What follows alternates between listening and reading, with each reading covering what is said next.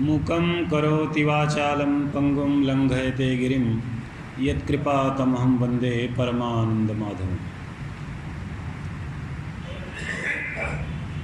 बहुत सौभाग्य का अवसर है कि मुझे गीता के 9वें अध्याय पर कुछ बातें करने का अवसर प्राप्त हुआ। यह 9वां अध्याय बड़ा महत्वपूर्ण अध्याय है। इस अध्याय के प्रारंभ में कृष्ण सीधे सीधे कहते हैं, इदं तुते गुह्यतमं प्रवक्ष्याम्यनुसूयवे। हे अर्जुन, मैं तुमको ये गुह्यतम ज्ञान बताने जा रहा हूँ। गुह्यतम का तात्पर्य होता है, गुह्य का अभिप्राय है गोपनीय, और गुह्यतम का तात्पर्य है जो गोपनीयतम है। गोपनीयतम होने का अभिप्राय यह है कि यह ज्ञान इस प्रकार का है कि बता देने के बाद भी सामान्यतया लोगों के ध्यान में नहीं आता। इसलिए उसी व्यक्ति को बताना चाहिए जो इसके लिए अधिकारी हो, योग्य हो, इसको समझ सकता हो, इसको जीवन में उतार सकता हो। समझ सकता हो और जीवन में उतार सकता हो, ये दोनों चीज़ें महत्वपूर्ण हैं, जिसके लिए इसको कहा गया गुह्यतम। क्योंकि हर एक चीज़ हर व्यक्ति अपने जीवन में उतार नहीं सकता, अपने जीवन में ला नहीं सकता। क्योंकि हमको बहुत सारी चीज़ें, कई एक लोगों को जो बात बहुत आसान सी लगती है, किन्हीं दूसरे लोगों को बहुत कठिन सी लगती है कि ऐसा कैसे इसको जीवन में उतारा जा सकता है, इस तरह से जीवन किस प्रकार से बनाया जा सकता है। और इसीलिए जब उन्होंने, कृष्ण ने सीधे सीधे पहले श्लोक में ये बताया, इदं तुते गुह्यतमं प्रवक्ष्याम्यनुसूयवे। अर्जुन के बारे में एक दूसरी बात कही, कहा कि अनुसूयवे, तुम अनसूय हो, इसलिए तुमको मैं बता रहा हूं। असूया एक बहुत बड़ा दोष माना जाता है। असूया क्या है? असूया का अभिप्राय होता है, एक तरह से वो ईर्ष्या की भावना के रूप में है। और ईर्ष्या की भावना कहाँ पर होती है? जब हम किसी दूसरे को अपने से अधिक समृद्ध देख करके, अपने से अधिक चीज़ें किसी के पास देख करके हमको जो दुख होता है, उसकी अपेक्षा हम सोचते हैं कि उसके पास क्यों है, हमारे पास होना चाहिए। तो यह जो भावना है वो है असूया की भावना। और वो असूया थोड़ा और विस्तार लेते हुए, क्योंकि वो ठीक ठीक ईर्ष्या भी नहीं है, ठीक ठीक स्पर्धा भी नहीं है, बल्कि वह स्पर्धा और ईर्ष्या इन दोनों को ही अपने आप में समेटे हुए है। यानी कि असूया किससे होती है? हमेशा किसी दूसरे से हुआ करती है। तो तुम अनुसूय हो, अर्जुन को कृष्ण ने कहा, इसलिए तुमको मैं ये गुह्यतम ज्ञान बताने जा रहा हूँ। यानी कि अगर किसी व्यक्ति के अंदर असूया है, दोष है, तो वह इस गुह्यतम ज्ञान का अधिकारी नहीं है। उसको ये गुह्यतम ज्ञान बता देने का भी कोई फ़ायदा नहीं निकल पाता है। क्योंकि ये प्राथमिक शर्त है कि असूया का व्यक्ति परित्याग करे और उसके बाद फिर इस ज्ञान को समझ सकता है, ये ज्ञान उसके ध्यान में आ सकता है। और इसी क्रम में आगे बताते हुए बताया कि ये राज विद्या है, राजगुह्य है।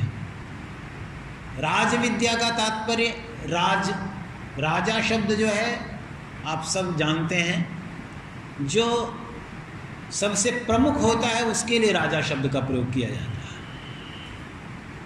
तो राज विद्या है माने विद्याओं में ये श्रेष्ठ है। जो भी विद्याएं हैं उन सारी ही विद्याओं में श्रेष्ठ है। और इस श्रेष्ठ विद्या का ये उपदेश कर रहे हैं। और इसके बारे में एक और बात आगे उसी श्लोक में बताया, प्रत्यक्षावगमं धर्म्यं सुसुखं कर्तुम अव्ययम्। इस ज्ञान को प्राप्त कर लेने से प्रत्यक्षावगमम, प्रत्यक्षतः ही ये पता चल जाता है, ये ज्ञात हो जाता है कि यह धर्म है, धर्म कारण है। सुसुखम, सुंदर सुख को प्रदान करने वाला है। कैसे सुंदर सुख को प्रदान करने वाला है? अव्ययम, अव्ययम यानी कि जो कभी भी व्यय नहीं होता। यह न वेति तद अव्ययम, जो व्यय नहीं होता, जो नष्ट नहीं होता। सारी भारतीय परंपरा उस सुख के प्रति एक खोज है जो कि अव्यय है। आप सनातन धर्म को अव्यय की खोज, एक शाश्वत सुख की खोज कह सकते हैं। और वो शाश्वत सुख किससे प्राप्त हो सकता है, ये बात बार हर जगह पर ये बात बताई जाती है कि यह शाश्वत सुख कभी भी कर्म से प्राप्त नहीं हो सकता है। और अगर कभी ये प्राप्त हो सकता है कि केवल ज्ञान से प्राप्त हो सकता है, और उस ज्ञान को प्राप्त करना हमारा प्रमुख उद्देश्य है, हमारा प्रमुख कर्तव्य है। और वो ज्ञान किस क्रम में प्राप्त हो सकता है, उसी की एक प्रक्रिया एक तरह से बताते हुए अगले श्लोक में इन्होंने कहा, गीत श्री कृष्ण ने, अश्रद्धधाना पुरुषा धर्मस्यास्य परंतप अप्राप्य माम निवर्तन्ते मृत्यु संसार वर्त्मनि। श्रद्धा न रखने वाले जो व्यक्ति हैं, यानी कि श्रद्धा की बड़ी महत्वपूर्ण भूमिका है। आप देखते होंगे हर धर्म में श्रद्धा की एक भूमिका बताई जाती है। अंग्रेजी में कहते हैं फेथ, और फेथ की हर जगह पर भूमिका बताई जाती है कि किसी भी धर्म में फेथ होना चाहिए, श्रद्धा होना चाहिए। लेकिन श्रद्धा का जो स्तर यहाँ पर हमारी परंपरा में स्थापित किया गया, वो कहीं और आपको दिखाई नहीं पड़ता। उस सीमा तक श्रद्धा का उत्कर्ष नहीं दिखाई देता। यहाँ पर कहा अश्रद्धाना पुरुषा, जो श्रद्धा नहीं करने वाले लोग हैं, हे परंतप, शत्रुओं को तपाने वाले, शत्रुओं को पराजित करने वाले, धर्मस्य अप्राप्य, धर्म का जो महत्व है, धर्म का जो रहस्य है, धर्म में जो श्रद्धा नहीं रखने वाले हैं, वे व्यक्ति कभी भी हमको प्राप्त नहीं करते। हमको प्राप्त न करने की वजह से हमेशा वो निवृत्त हो जाते हैं। कहाँ पर निवृत्त हो जाते हैं? मृत्यु संसार वर्त्मनि, मृत्यु और संसार के मार्ग में निवृत्त हो जाते हैं। यानी कि जो व्यक्ति श्रद्धा नहीं करता है, श्रद्धापूर्वक धर्म को नहीं जानता है, वो कभी भी मुझे प्राप्त नहीं करता, मुझे यानी कि ईश्वर को नहीं प्राप्त करता। क्योंकि यह एक ऐसा संवाद है जो संवाद ईश्वर और मनुष्य के बीच में है। कृष्ण को नारायण कहा जाता है और अर्जुन को कहा जाता है नर। तो नर और नारायण के बीच का ये संवाद है, और कृष्ण नारायण होते हुए अर्जुन को ये बता रहे हैं कि जो व्यक्ति श्रद्धा नहीं करता, श्रद्धापूर्वक कर जानता नहीं है, वह मुझे नहीं प्राप्त कर पाता, और मुझे न प्राप्त करने की वजह से इस मृत्यु रूपी संसार में वो घूमता रहता है, चलता रहता है, आता जाता रहता है। ये एक और बड़ी महत्वपूर्ण अवधारणा है जो कि भारतीय परंपरा में ही दिखाई पड़ती है, पुनर्जन्म की अवधारणा। जन्म केवल एक नहीं है, बल्कि जन्म मरण की एक श्रृंखला, एक अनादि श्रृंखला चल रही है। और उस अनादि श्रृंखला का तात्पर्य है कि कब से शुरू हुआ ये हमें नहीं पता, लेकिन ये हमें मालूम है कि कब ये खत्म होगा। यानी कि हमारे पास जीवन का एक उद्देश्य है, और उस उद्देश्य को प्राप्त करने के लिए हमको ये जीवन प्राप्त हुआ है। क्योंकि जब तक हम उद्देश्य नहीं पूरा कर लेते, तब तक ये परंपरा चलती ही रहेगी, समाप्त होने वाली नहीं है ये जन्म मरण की परंपरा। वो उद्देश्य क्या है? अपने आप को जानने का उद्देश्य, ईश्वर को जानने का उद्देश्य। और सचमुच में अपने आप को जानना और ईश्वर को जानना, ये दोनों दो चीज़ें नहीं हैं, बल्कि एक ही सिक्के के दो पहलू। अगर आप स्वयं को जान लेते हैं तो भी बिना ईश्वर को जाने वो संभव नहीं होता, और ईश्वर को जान लेते हैं तो उसमें भी अपने आप को जान लेना हो जाता है। इसीलिए कृष्ण ने कहा कि मुझे जानने के बिना ये जो संसार का जन्म और मरण का चक्र है, जो संसार और मरण का जो मार्ग है, उसी में व्यक्ति पड़ जाता है और उसी में चलता रहता है। तो क्या जानना है? उसके लिए अगले श्लोक में बताया, मया ततमिदं सर्वं जगदव्यक्तमूर्तिना मत्स्थानि सर्वभूतानि न चाहं तेष्वस्थितः। मया ततमिदं सर्वम, मेरे द्वारा यह सब कुछ व्याप्त है। मेरे द्वारा यह सब कुछ व्याप्त है। कैसे के द्वारा? कोई नास्तिक बार बार पूछता है बहुत बार कि ईश्वर के बारे में तुम भरोसा करते हो, ईश्वर में विश्वास करते हो, कभी ईश्वर को दिखाते क्यों नहीं हो? एक बार ईश्वर को दिखा दो तो हम ईश्वर में भरोसा कर लें। कहा कि अव्यक्त मूर्ति ना, ये जो है वो अव्यक्त मूर्ति है, तो अव्यक्त मूर्ति को कैसे दिखाएंगे? मया ततमिदं सर्वम, मेरे द्वारा यह समग्र जगत व्याप्त है, लेकिन अव्यक्त मूर्ति ना व्याप्त है। मैं अव्यक्त मूर्ति हूँ। व्यक्त मूर्ति अगर हो तब दिखाई पड़ता है, तब तक नहीं दिखेगा जब तक व्यक्ति मूर्ति नहीं, जब तक शरीर व्यक्त नहीं हुआ तब तक दिखाई नहीं पड़ेगा।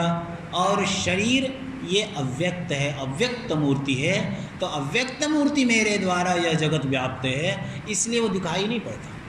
इसलिए सामान्य व्यक्ति देख नहीं पाता, जान नहीं पाता है। और जो जान नहीं पाता, जो देख नहीं पाता है, उसके बारे में भरोसा कैसे करे?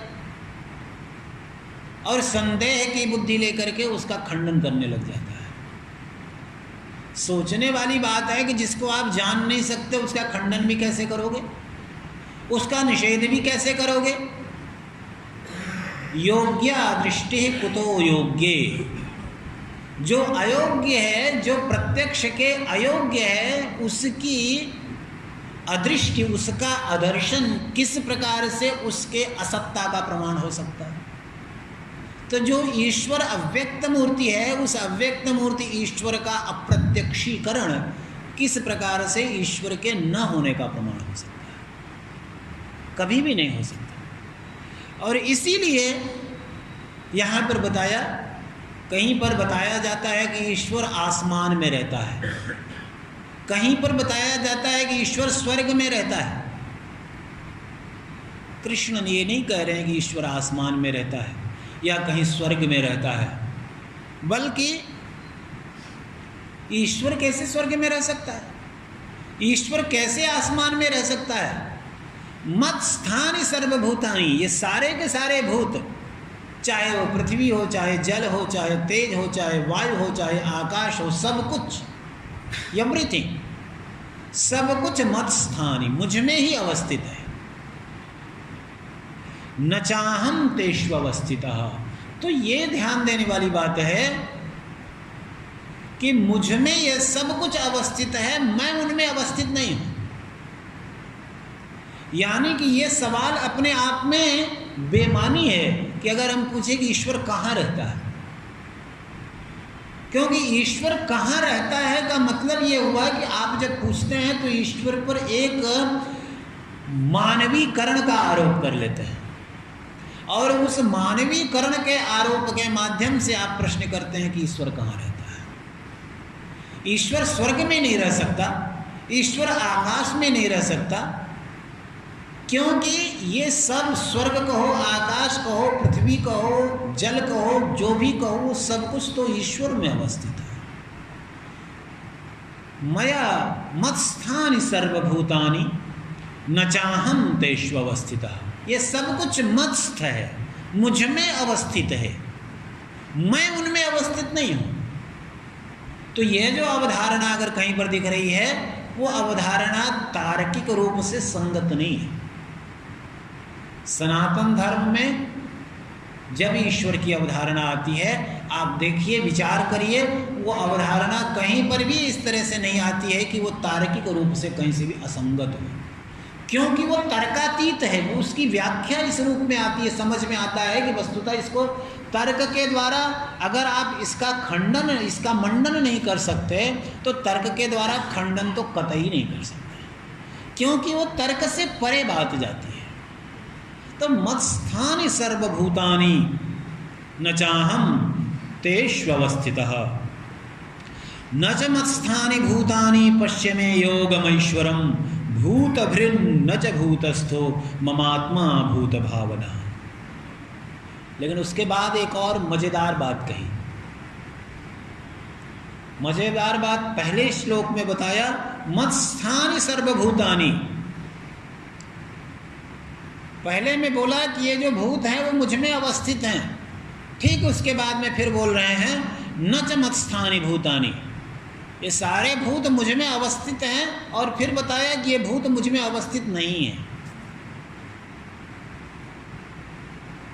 अजीब सी बात लगती है कि एक बार आप बोल रहे हो कि सारे के सारे भूत, ये समग्र सृष्टि मुझ में अवस्थित है, और दूसरे में आप ये बोलते हो कि वो सारी सृष्टि, ये जो भूत है वो मुझ में अवस्थित नहीं है। ये बात बेहतर तरीके से समझ में तब आ सकती है जब आप आचार्य शंकर के भाष्य का अध्ययन करें, जहाँ पर वो ये बताते हैं कि ये जो जगत है वो जगत मिथ्या है। तो जगत का जो मिथ्यात्व है वो मिथ्यात्व इस प्रकार का है कि वो उसको आप ये कह सकते हैं कि वो स्थित भी है और स्थित नहीं भी है। आज की जब क्वांटम थियरीज के बारे में जब बात की जाती है तो वहाँ पर अस्तित्व की जो स्थिति बनती है वो कुछ अलग ही तरह की बन जाती है कि उसके बारे में आप कहें है कहें नहीं है, दोनों ही बातें उसके बारे में सच्ची हो जाती हैं। तो यहाँ पर ये अवधारणा ये इस प्रकार से बता रहे हैं कि ये जो जगत है वो जगत मुझ में अवस्थित है। मुझ में अवस्थित किस दृष्टिकोण से है? जो आप सब, हम सब के दृष्टिकोण से अगर देखा जाए तो हम लोगों के लिए ये सोचना ज़्यादा सही है कि ईश्वर में जगत अवस्थित है। लेकिन सच्ची बात अगर उस व्यक्ति के दृष्टिकोण से देखा जाए जिसको ये पता चल गया है, जिसको ईश्वर का ज्ञान हो गया है, जिसको आत्मस्वरूप का ज्ञान हो गया है, उसको फिर जगत तो दिखाई ही नहीं देता, क्योंकि उसके लिए कुछ है ही नहीं।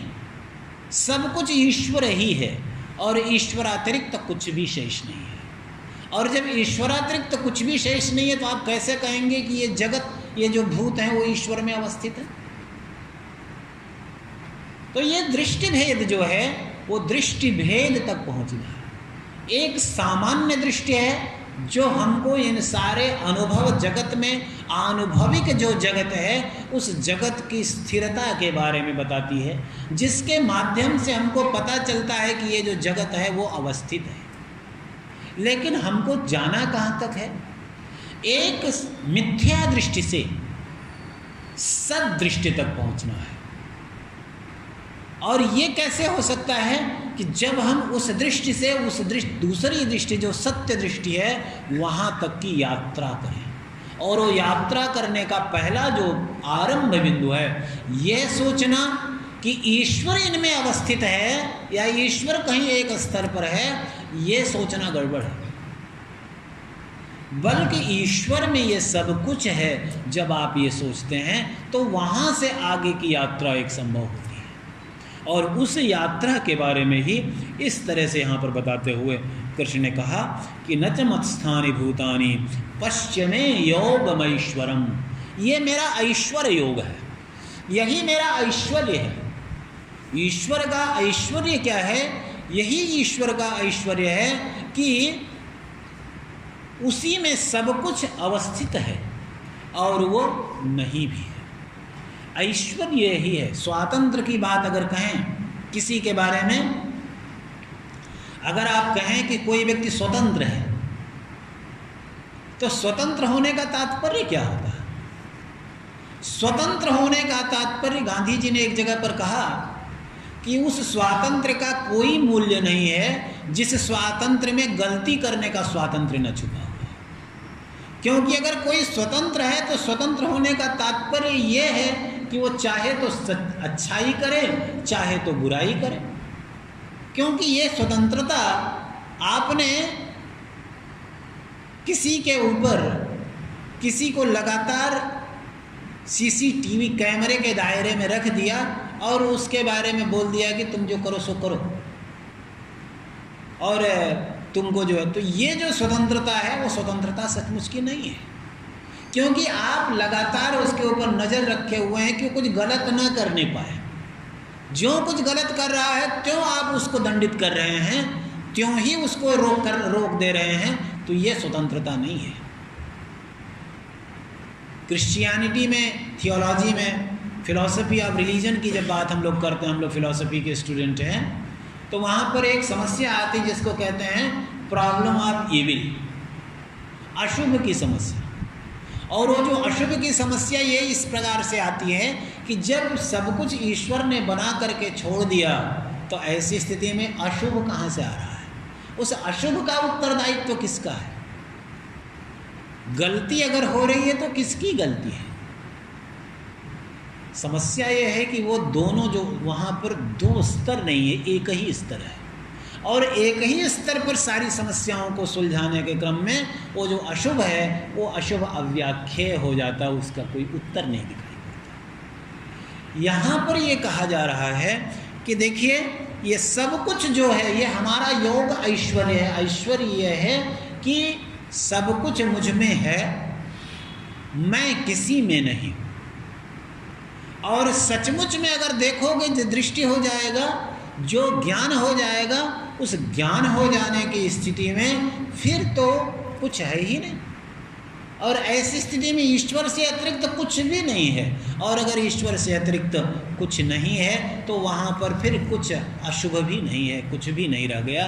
लेकिन जब तक हमारा आचरण चल रहा है, जब तक हमारी भेद दृष्टि है, जब तक हम विभिन्नता को देख रहे हैं, तब तक ये सारे के सारे भेद दिखाई पड़ते हैं, और उस भेद के हिसाब से हमको आचरण करना पड़ता है। बहुत सारे इस तरह के उदाहरण, वायु का उदाहरण कृष्ण ने दिया। समय की एक स्वल्पता है, समय की एक सीमा है, और उस सीमा के अंतर्गत ही हमको इस अध्याय के बारे में बातें करनी है। तो कुछ महत्वपूर्ण बिंदुओं पर ही चर्चा करके मैं अपनी बात पूरी करूँगा।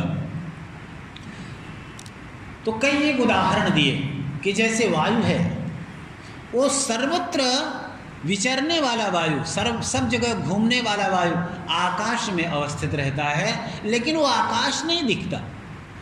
आकाश हमारे अनुभव में नहीं आता, वायु हमारे अनुभव में आती है। उसी प्रकार से जो ईश्वर में सब कुछ अवस्थित होते हुए भी बाकी सारी चीज़ें तो हमारे अनुभव में आती हैं, लेकिन वो जो ईश्वर है वो हमारे अनुभव में नहीं आता है। तो ये जो जगत है, सर्वभूतानि कौन्तेय प्रकृतिम यान्ति मामिकाम कल्पक्षये पुनस्तानि कल्पादो विसृजाम्यहम्। तो हे कौन्तेय, ये जितने भी भूत हैं, सभी भूत मेरी ही प्रकृति को प्राप्त करते हैं, और पुनः कल्प के क्षय हो जाने पर पुनः सृष्टि जब प्रारंभ होती है तो मुझसे ही उत्पन्न होते हैं, और मेरी ही प्रकृति, मेरे ही स्वभाव, मेरी ही माया को आधारित करके ये सब कुछ उत्पन्न हुआ करता है, और सब कुछ उसी में आधारित होकर के जीवित रहता है। मेरे द्वारा, यानी कि एक और बात जो यहाँ पर कृष्ण कह रहे हैं, आजकल बड़ी प्रचलन में है चर्चा ये प्रचलन में है कि क्या ईश्वर को बीच में लाए बिना हम सारे सृष्टि की व्याख्या नहीं कर सकते। सारे वैज्ञानिक इस तरफ प्रयास करते रहते हैं। कुछ दिनों पहले स्टीफन हॉकिंग का एक वक्तव्य आया था कि ईश्वर के बिना हम सब कुछ व्याख्या कर सकते हैं, कर लेते हैं। हालांकि उनके ग्रंथों को पढ़िए आप, तो उसमें ये बात पूरी की पूरी उभर करके नहीं आती है, जिसके बारे में दूसरे लोग सलाह मशविरा करते हैं, राय देते हैं। यानी कि नेचर सफिशिएंट है क्या प्रकृति मात्र सारे के सारे सृष्टि की व्याख्या करने के लिए पर्याप्त है, या उसके लिए ईश्वर की भी अपेक्षा है? कृष्ण ने कहा, मयाध्यक्षेन प्रकृति ही सूयते सचराचरम हेतुनानेन कौन्तेय जगत विपरिवर्तते। बोले ये जो प्रकृति है वो प्रकृति ही परिवर्तित होती है। ये चर अचर, चर का मतलब होता है चलने फिरने वाला, अचर का तात्पर्य जो चलता फिरता नहीं है, स्थिर है। तो प्रकृति ही सचराचरम सूयते, चर और अचर इन दोनों को ही प्रकृति ही निर्माण करती है, प्रकृति ही प्रसूत करती है। माने प्रकृति के द्वारा ही ये सब कुछ पैदा होता है। यानी कि इस बारे में वैज्ञानिक हो या जो नेचुरलिस्ट हों उनके साथ कोई विरोध नहीं है। बात जरा सी है उससे आगे।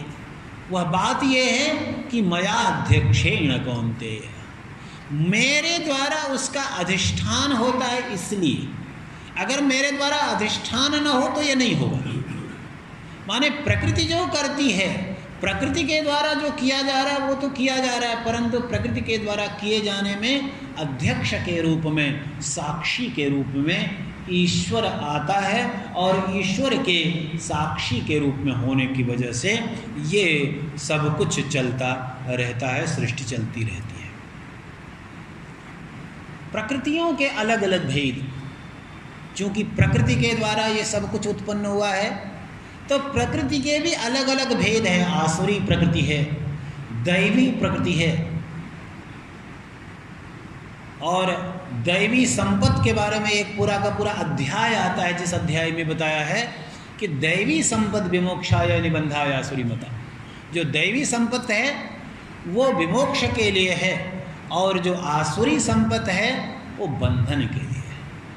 तो आसुरी संपत्ति का उल्लेख यहाँ पर कर रहे हैं कि आसुरी संपत्ति क्या है? मोघाशा मोघ कर्माणो मोघ ज्ञाना विचेतसः राक्षसी मासुरीं चैव प्रकृति मोहिनीं श्रिताः। कैसे हम जाने कि कौन व्यक्ति आसुरी प्रकृति का है या राक्षसी प्रकृति का है? मोघाशा, जिनकी आशा मोघ हो, मोह का तात्पर्य होता व्यर्थ, जिनकी आशा व्यर्थ हो, सफल न होती हो, जिनके कार्य सफल न होते हों, जिनका ज्ञान सफल न होता हो, विचेतसः विपरीत चेष्टा वाले। तो ये जो हैं वो आसुरी और राक्षसी प्रकृति और मोहिनी प्रकृति पर आश्रित है।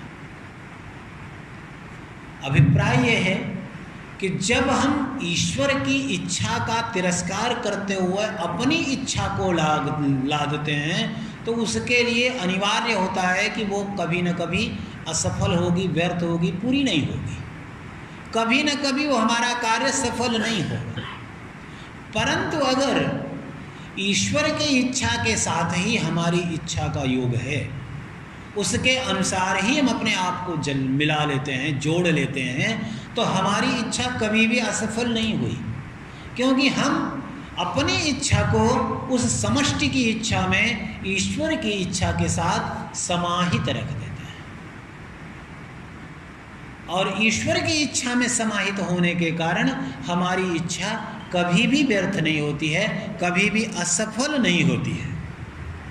और इसलिए हम कभी भी असफल नहीं होती। यही है दैवी संपत्ति, जिसके बारे में बाद में किसी दूसरे अध्याय में विवेचन किया गया है।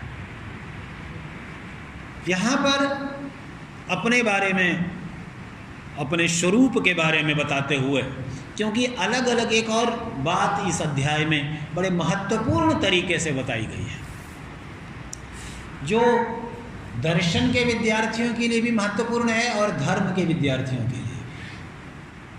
जगत में बहुत सारे धर्म हैं और उन बहुत सारे धर्मों में आपस में विरोध भी बहुत सारा हुआ करता है। क्योंकि एक धर्म का दूसरे धर्म से विरोध क्यों होता है? इसलिए विरोध होता है क्योंकि ये कहा दिया गया अगर कि केवल एक ही मार्ग है, उस मार्ग से अगर आओगे तब तो सही है, दूसरे मार्ग से जाओगे तो गलत है। दूसरे मार्ग से जो जाने वाला व्यक्ति है वो अपराधी है, दंड का पात्र है। अगर इस तरह से बता दिया गया तो ऐसी स्थिति में दो या दो से अधिक धर्मों में क्लैश होना अनिवार्य है। अभी हंटिंगटन की थियरी बड़ी चर्चा में है, द क्लैश ऑफ सिविलाइजेशंस। और वो जो क्लैश ऑफ सिविलाइजेशंस की बात की जा रही है वो सचमुच में दो आस्थाओं के, दो धर्मों का संघर्ष की बात की जा रही है। क्यों धर्मों के संघर्ष की बात की जा रही है? इसलिए की जा रही है क्योंकि उसमें मान्यता यह है कि अगर इस धर्म का अनुपालन किया जा रहा है, इसका अनुसरण किया जा रहा है, तो हमको सद्गति प्राप्त होगी, और दूसरे का अगर किया जा रहा है तो सद्गति प्राप्त नहीं होगी। और दूसरा जो व्यक्ति है वो जो इस तरह से कर रहा है वो गलत कर रहा है, वो वस्तुतः धार्मिक नहीं है। और धार्मिक सच्चा वही है जो केवल एक ही मार्ग का अनुसरण करे। यहाँ पर कृष्ण ने कई एक मार्गों के बारे में बात कही, बताया कि ये भी हो सकता है, इस प्रक्रिया से भी जाया जा सकता है।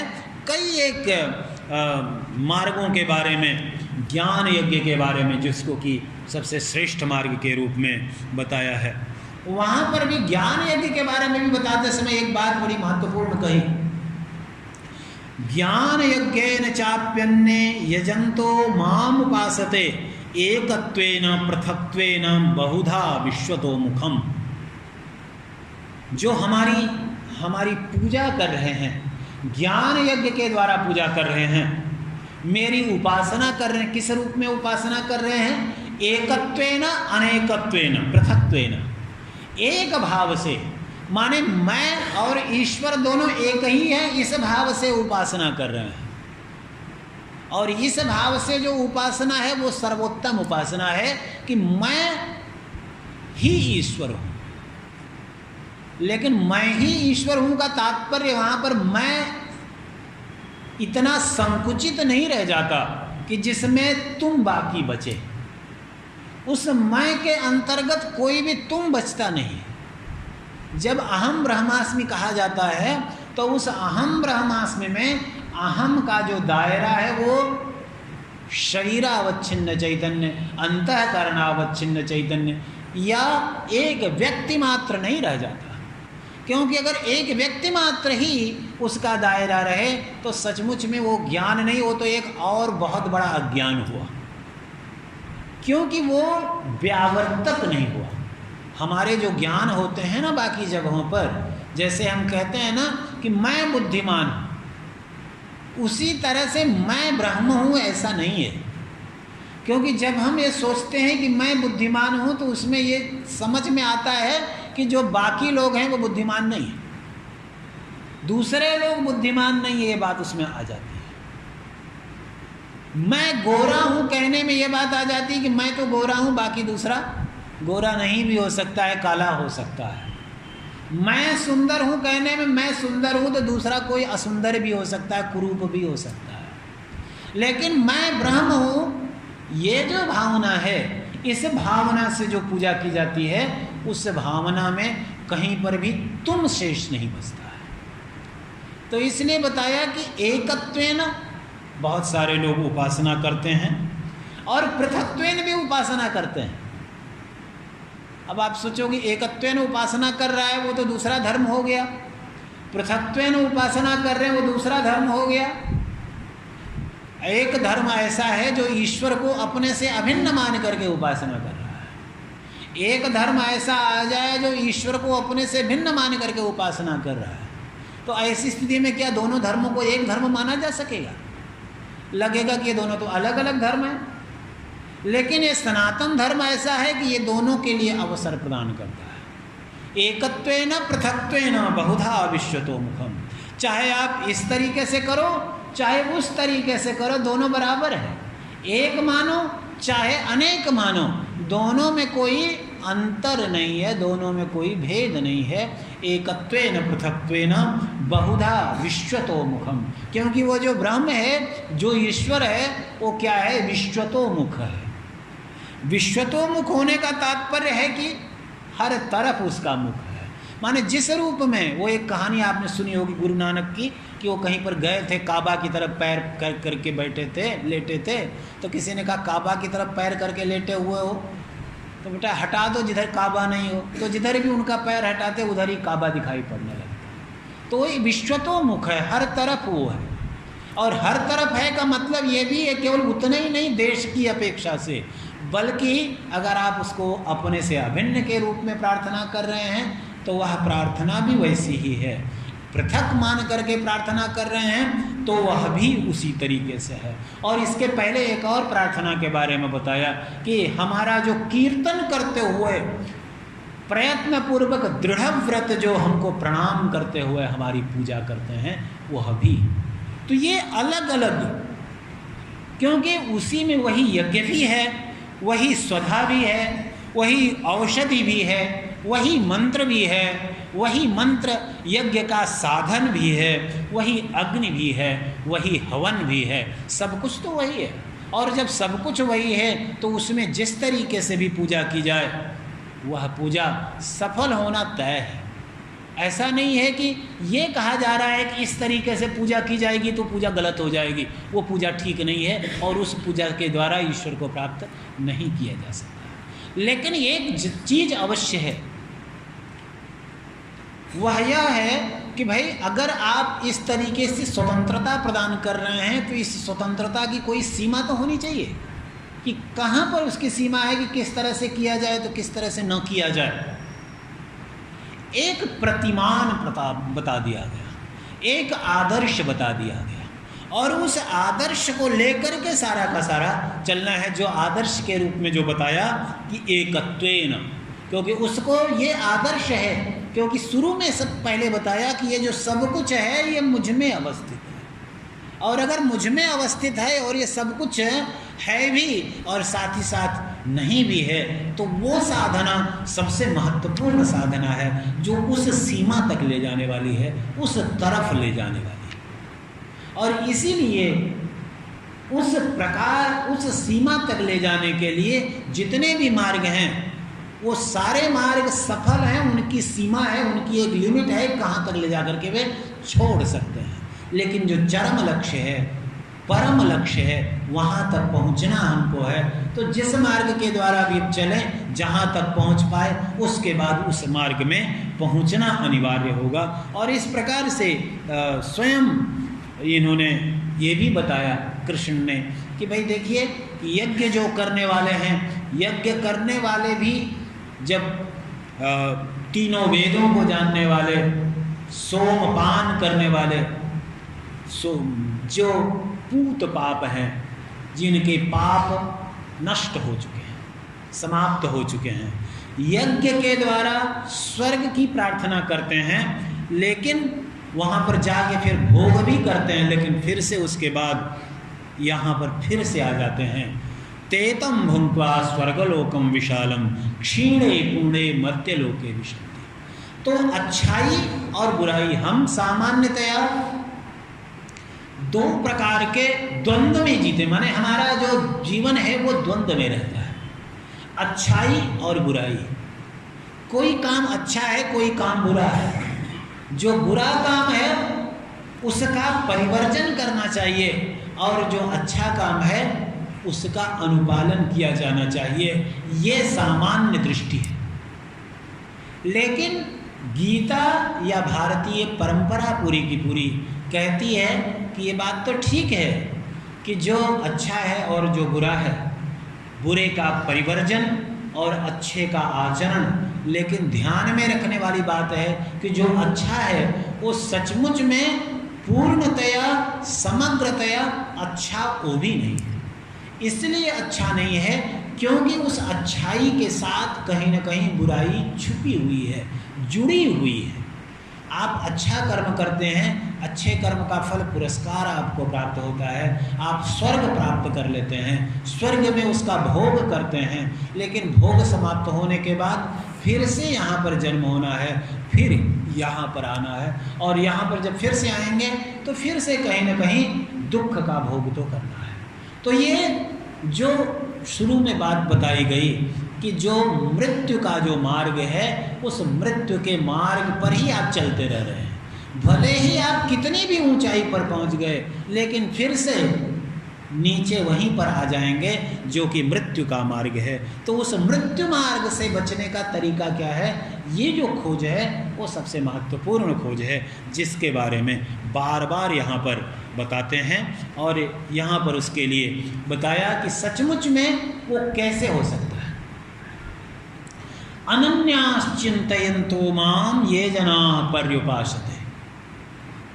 अनन्यास चिंतयन्तो मां, मुझसे अन्य नहीं है, वे मुझसे अलग नहीं हैं, इस प्रकार से प्रार्थना करते हुए, यानी कि हम में अपने से भेद बुद्धि न रखते हुए, अपने आप को ईश्वर का स्वरूप समझते हुए जो हमारी उपासना करते हैं, वो नित्याभियुक्तानाम, नित्य अभियुक्त, नित्य हमारे कार्यों में, हमारी सेवा में, हमारी आराधना में लगे हुए जो लोग हैं, उनका योग और क्षेम का मैं वहन करता हूँ। योग क्षेम का तात्पर्य होता है, योग का तात्पर्य है अप्राप्तस्य प्राप्ति ही, क्षेम का तात्पर्य है प्राप्तस्य रक्षणम, जो प्राप्त नहीं हुआ है उसको प्राप्त करना योग है, और क्षेम का तात्पर्य है कि जो हमको मिला हुआ है उसकी रक्षा करना। तो योग और क्षेम माने उनके, जब इस प्रकार से अनन्य भाव से व्यक्ति पूजा करता है, आराधना करता है, तो उसको जो प्राप्त नहीं हुआ है वो हम उसको प्राप्त कराते हैं, और जो उसको प्राप्त हो चुका है उसकी रक्षा हमारे द्वारा की जाती है, यानी कि उसका मार्ग दिन ब दिन सुदृढ़ होता जाता है, प्रशस्त होता जाता है। लेकिन इसका मतलब क्या है कि क्या यह भी किसी एक देवता के बारे में, पूजा के बारे में बताया जा रहा है? किसी अन्य की पूजा जो कर रहे हैं, क्या उनको छोड़ करके इधर आ जाने के बारे में बात की जा रही है? यहाँ पर बताया कृष्ण ने कि ये भी अन्य देवता भक्ता यजन्ते श्रद्धयान्विता ते भी मामेव कौन्तेय यजन्त्यविधि पूर्वकम। ये समझ लो कि जो अन्य देवताओं की पूजा करते हैं, अन्य देवताओं की पूजा करने का तात्पर्य है कि अलग अलग देवताओं के रूप में, कोई किसी देवता की अलग अलग रूप में कल्पना करते हुए पूजा करता है, माने इस रूप में ईश्वर का की अवधारणा न रखते हुए कि यह सब कुछ ईश्वर में ही अवस्थित है। कहीं पर कोई व्यक्ति इस रूप में भी पूजा करता है कि ईश्वर स्वर्ग में रहता है, हम उसकी पूजा करते हैं।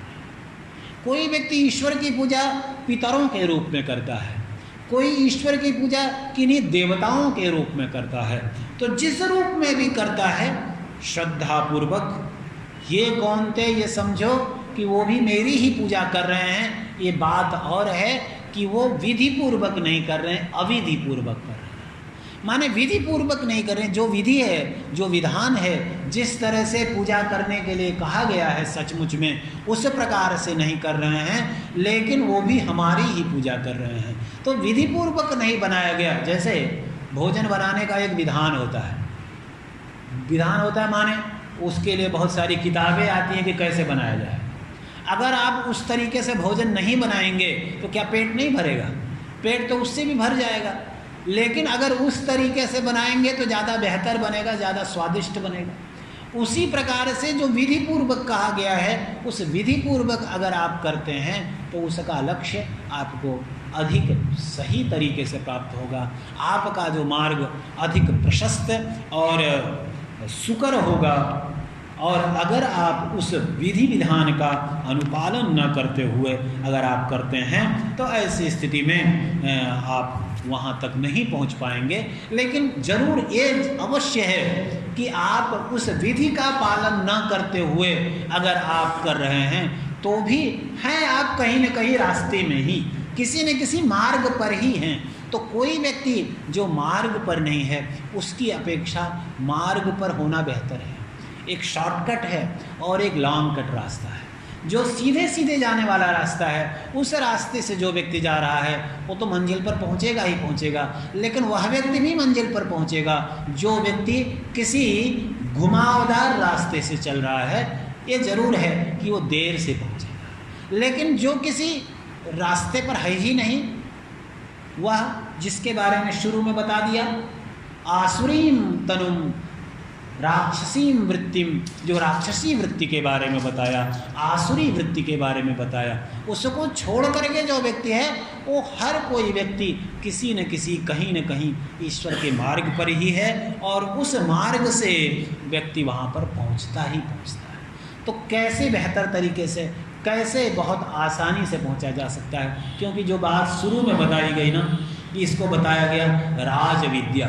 राजविद्या जैसे राजमार्ग होता है, गली से जाते हैं जब अगर आप कार लेकर के जा रहे हो तो गली का रास्ता आप नहीं देखते, बल्कि आप सोचते हैं कि कौन सी जो है बढ़िया सड़क है, जो चौड़ी सड़क है, राजमार्ग है, नेशनल हाईवे, उससे चला जाए।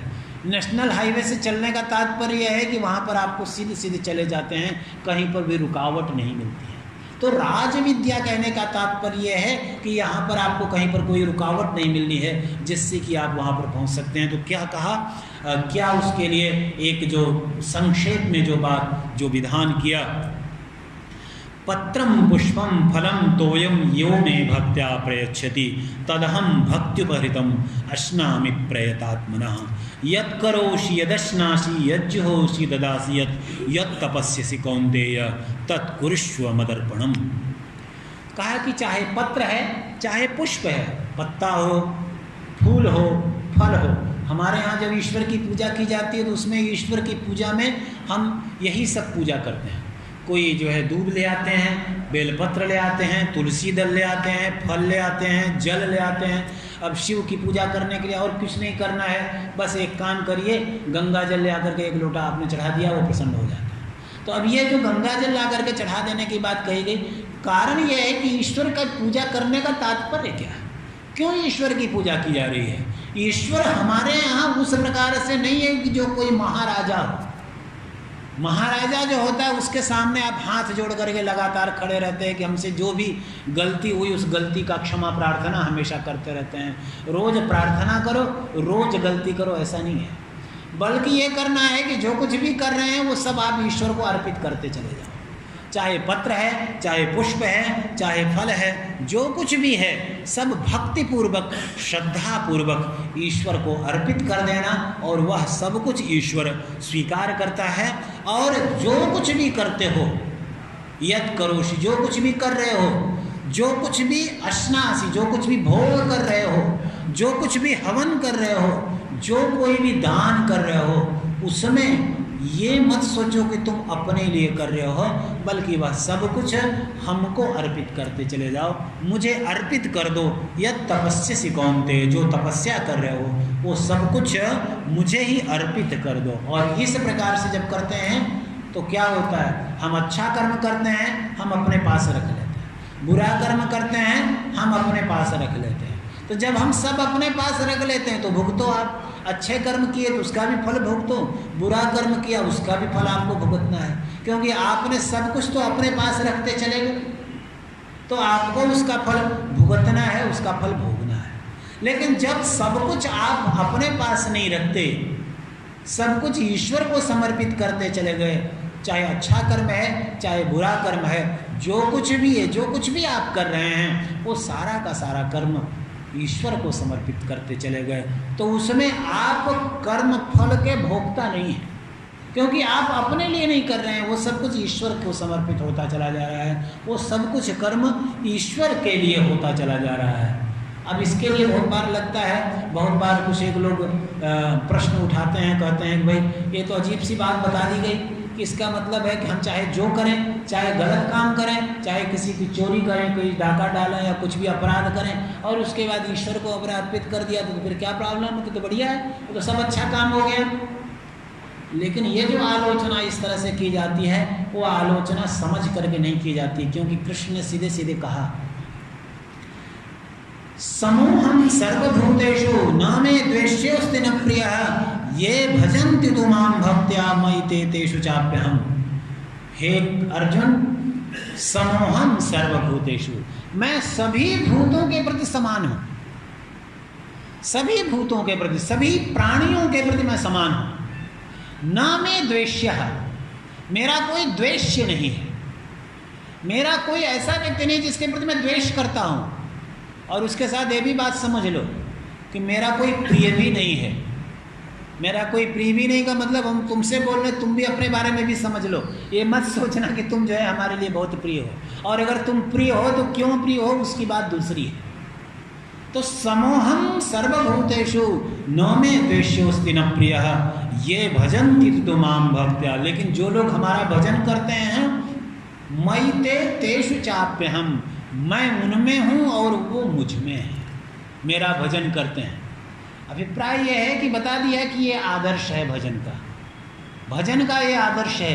जब कहा गया कि सब कुछ हमको समर्पित कर दो, और आगे के श्लोक में जो बता रहे हैं, अपि चेत सुदुराचारो भजते माम अनन्य भक्त साधुरेव स मंतव्यः सम्यक व्यवस्थितो हि सः। जो बहुत दुराचारी है, झूठ बोलने वाला है, भ्रष्टाचार करने वाला है, हत्या करने वाला, कुछ भी दुराचार करने वाला है, भजते माम अनन्य भाग, जो मुझे अनन्य भाग होकर के, मुझसे अनन्य समझ करके जो मेरा भजन करता है, उसको साधु ही समझो, साधु ही उसको मानना चाहिए, क्योंकि वो सही रास्ते पर आ गया।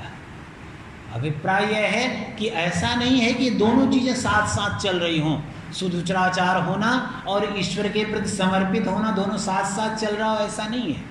क्योंकि पहले जब कृष्ण ने बता दिया कि मुझे न तो कोई प्रिय है, न तो मेरा कोई द्वेष्य है, न मैं सबके लिए मैं समान हूँ। भाई जिस व्यक्ति को जो अच्छा लगता है, किसी के बारे में अगर आपको प्रिय करना है तो कैसे आप किसी का प्रिय करेंगे?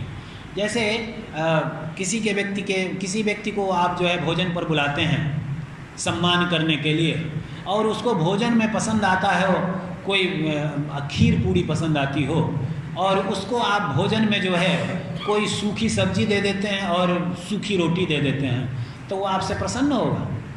जो प्रसन्न उसको आता होगा, जो पसंद होगा, उसके अनुसार आप करेंगे तो प्रसन्न होगा ना, तब उसके लिए आपके मन में भावना बनेगी।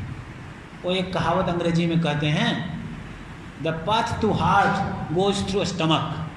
जो हृदय का रास्ता है वो पेट के द्वारा जाता है, पेट के माध्यम से जाता है। तो माने पेट के माध्यम से जाने का मतलब जो उसको पसंद आ रहा है उसके हिसाब से अगर आप करते हैं तो व्यक्ति की प्रसन्नता होती है। तो ईश्वर को जो प्रसन्न है, ईश्वर का जो पक्ष है, ईश्वर ने अपना जो बताया कि मेरे लिए न तो कोई प्रिय है, न तो मेरे लिए कोई द्वेष्य है, मैं सबके लिए सम हूँ, समान हूँ। तो भजन करना है ईश्वर के की अगर पूजा करनी है तो कैसे करनी पड़ेगी? उसके लिए फिर ईश्वर जैसा होना पड़ेगा। कहा जाता है देवो भूत्वा देवम यजेत, देव बन करके देवता की पूजा की जाती है। हमारे यहाँ परंपरा है, लोग कहते हैं कि भाई पूजा करने के लिए फिर नहाने की क्या ज़रूरत है, इस तरह से करने की क्या ज़रूरत है? वस्तुतः इसलिए कि देवो भूत्वा देवम यजेत, देवता बन करके देवता की पूजा करनी है। आप अब देवता तो बने नहीं, आप जो है पूजा, और इसीलिए अलग अलग देवता की पूजा जो की जाती है ना, अलग अलग तरह से की जाती है।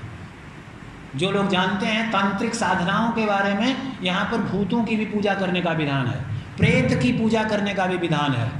तो प्रेत की जो पूजा होती है वो प्रेत बन के करना पड़ता है, माने प्रेत बन के करना पड़ता है, माने जिस तरह से प्रेत जो है अपवित्र रहता है उसी तरह से अपवित्र होकर के प्रेत की पूजा करनी पड़ती है। तो जिस देवता की पूजा करनी है उसके हिसाब से आपको पूजा करनी होती है, उस प्रकार से पूजा करनी पड़ती है। तो ईश्वर की पूजा करनी है आपको, ईश्वर ने अपने बारे में बताया, समूहम सर्वभूतेषु न मे द्वेष्यस्तु न प्रियः ये भजन्ति तो माम भक्त्या मयि ते तेषु चाप्यहम्। तो ऐसे ईश्वर की पूजा करनी है जिसके लिए सब समान है, सब एक बराबर हैं, कोई द्वेष्य नहीं है, कोई भी प्रिय नहीं है। तो उस ईश्वर की पूजा हम कैसे करें? केवल मंदिर में जा करके घंटी बजा करके ईश्वर की पूजा नहीं होगी। आपको अगर ये भी एक मार्ग है, लेकिन उसको रियलाइज करने के लिए, उस प्रक्रिया को समझने के लिए है।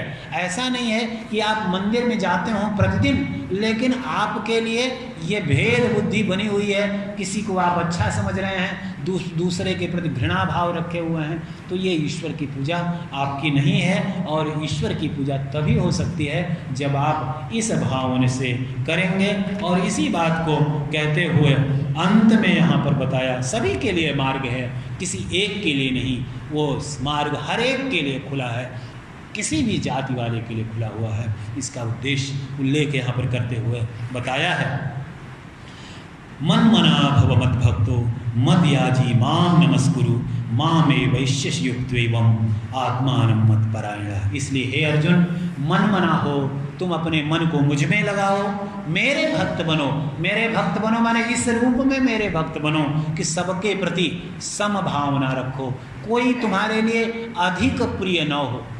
कृष्ण ने अपने जीवन में इस चीज़ को दिखाया हर जगह पे कि कहीं पर भी कोई भी हम उनके लिए अपना प्रिय अलग से नहीं है कि अत्यंत प्रिय होता हो, बल्कि सबको एक जैसा माना, सबको एक जैसा स्वीकार किया और इस प्रकार से वहाँ पर वो अपने आप को प्रस्तुत करते हैं। उन्होंने जब हुआ प्रभास क्षेत्र में युद्ध हुआ तो वहाँ पर भी वो उसी प्रकार से रहे, जो महाभारत का युद्ध हुआ उसमें भी वो उसी प्रकार से रहे और ये अपने जीवन में उन्होंने करके दिखाया। तो मन मना भव मद भक्तो मदयाजी माम नमस्कुरु मामे वैश्य युक्त एवं आत्मान मत्परायण।